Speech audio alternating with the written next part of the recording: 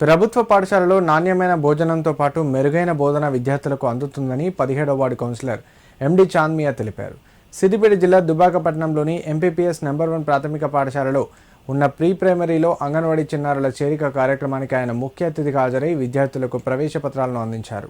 ఈ సందర్భంగా ఆయన మాట్లాడుతూ ప్రభుత్వ పాఠశాలలో విద్యార్థులకు చక్కని ఆటపాటలతో బోధన అందించడంతో పాటు ఏకరూప దుస్తులు, ఉచిత పాఠ్యపుస్తకాలు, నోట్ పుస్తకాలను ప్రభుత్వం పంపిణీ చేస్తుందని తెలిపారు.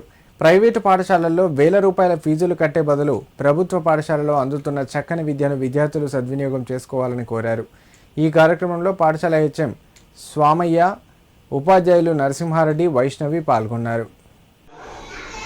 17వ వార్డు అంగన్వాడీ స్కూల్ పిల్లలు 4 సంవత్సరాల పిల్లలు ప్రైమరీ స్కూల్ తీసుకురావడం జరిగింది.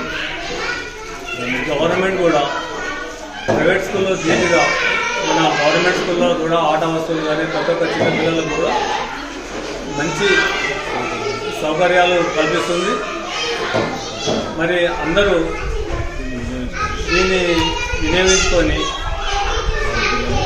మరి పిల్లలని మంచిగా జాయిన్ చేయాలని నంబర్ 1 స్కూల్లో అంగన్వాడీ నుంచి యూకేజీకి పిల్లలు జాయిన్ కావడం జరిగింది. చాలా సంతోషకరం. చాలామంది పిల్లలు రావడం జరిగింది. మా పాఠశాలలో టీచర్ ఆయామ కూడా గవర్నమెంట్ సెలెక్ట్ చేయడం జరిగింది. మా పాఠశాలలో ఆట వస్తువులు కానీ చాలా ఉన్నాయి. పిల్లలు ఆటపాటలతో నేర్చుకోవడం జరుగుతుంది. చాలా పిల్లలు అక్షరాలు కానీ ఏబిసిలు కానీ నేర్చుకుంటున్నారు. చాలా సంతోషం.